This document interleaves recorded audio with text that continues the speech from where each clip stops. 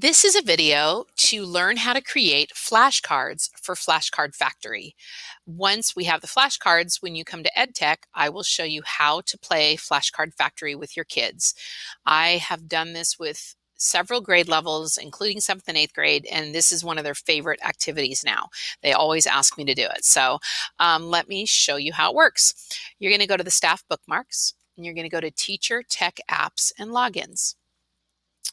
From there, you're going to log into your regular Pear Deck account, not the dashboard. So we're going to go to Pear Deck and we're going to log in.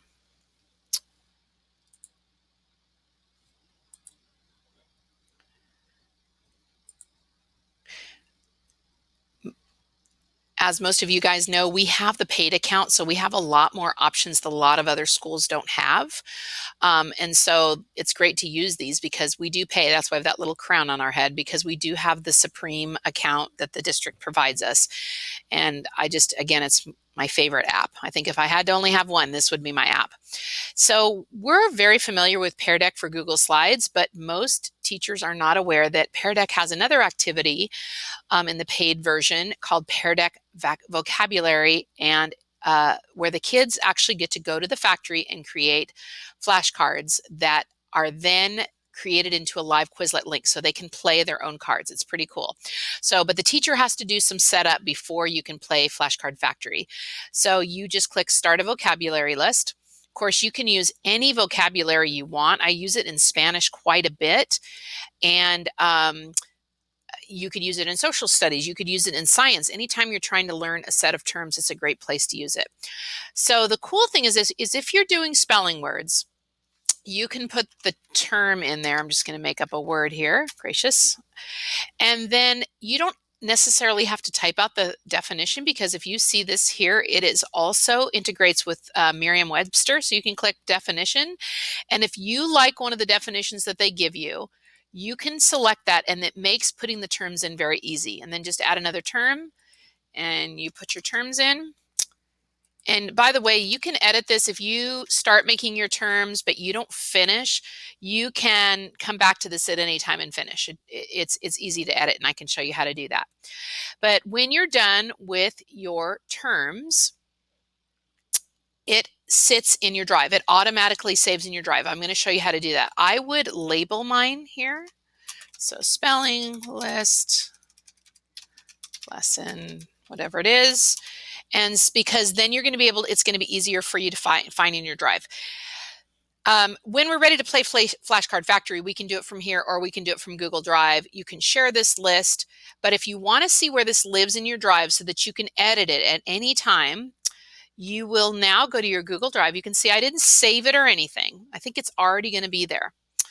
And you go to your Pear Deck folder, which is automatically generated for you. Some teachers don't even know they have one, but if you open it up here, that folder is automatically generated for you, and you are automatically generated a vocabulary folder once you've created your first vocabulary. So you open that up, and you can see that spelling list 15 already exists, and I only have 2 words on it. See how it's a different kind of file? It's a Pear Deck file, right? It's not a slide, but it integrates beautifully with Drive. You can open that up, and if you need to add more, you just click Open this up with Pear Deck. And you can continue to add terms. So it automatically saves it. It's just so slick. If you can have this done, that would be great. The last thing I would ask you to do, since we're going to play it in my classroom, and this is, again, a great way to collaborate because you can share your list this way, but the easiest way is through a Drive file, is when you're done with your list, you can either do a light 2-finger tap when you're on it, or if you actually have the file open, just click More Actions and share it with me and give me editing rights. That way I will be able to play the Flashcard Factory from my login. I won't have to go to your login to play. So anyways, I hope that all makes sense. That's how you create a vocab list in Flashcard Factory. If you're trying to decide on what kind of list you're going to do, as you can see, defining it doesn't work because they get a definition, or you have to put something there.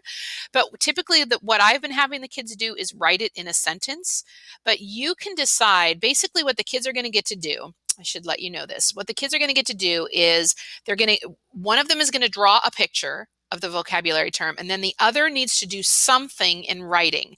And then they're going to take turns. Then the next child gets to draw, and the next kid gets to do something in writing. So what I typically do with vocabulary is I have them put it in a sentence.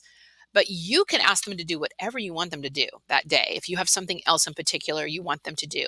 In fact, I haven't done this, but it makes sense for their sentence to match the picture because the teams will work together. So one could draw a picture and one could create a sentence that goes with the picture.